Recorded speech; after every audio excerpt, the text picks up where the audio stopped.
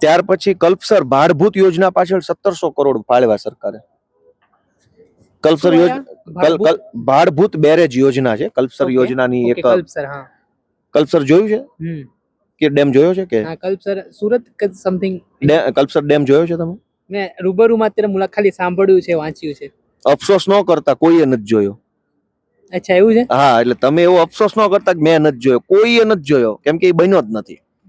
ખાલી બજેટ, યોજના બની છે. ખાલી યોજના બની છે 1995 થી. આટલા વર્ષથી યોજના બની છે. દર વર્ષે એમાં આજે આ વખતે 1700 કરોડ તો આ જાય છે ક્યાં પૈસા ભાઈ? કે વસ્તુ જ નથી જમીન પર તો?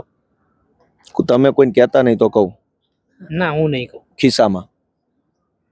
અચ્છા, જો હું ચોંકી ગયો કે કલ્પસર મેં નામ સાંભળ્યું છે પણ જોયું નથી. તો એવો અફસોસ ના કરો, કોઈએ નથી જોયું, બન્યું જ નથી. કરોડ 1700 કરોડ? અરે આ તો 1700 2026 માં છે ને.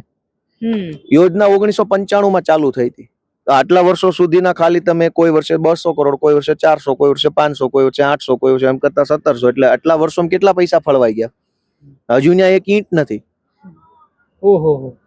એટલે તમે શું કામ દુખી થાવ? તમે કોઈએ નથી જોયું, મેં નથી જોયું કલ્પસર. આટલા બધી મોટી રકમ છે ને, અગાઉ પણ આવી રકમો ફળવાઈ હશે. અગાઉ સળંગ 1995 થી આની પાછળ પૈસા ફળવાય છે. તો જાય છે ક્યાં બધા?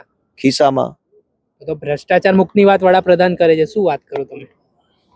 હવે તમે જાણો, મારે નથી બોલવું. તમે અમને ભરાઈ દેવા માંગતા લાગો છો. ના, વડાપ્રધાન કહે છે ઝીરો ટોલરન્સ પોલિસી છે ગુજરાતમાં, ભ્રષ્ટાચાર વિરુદ્ધ અમે લડીએ છીએ.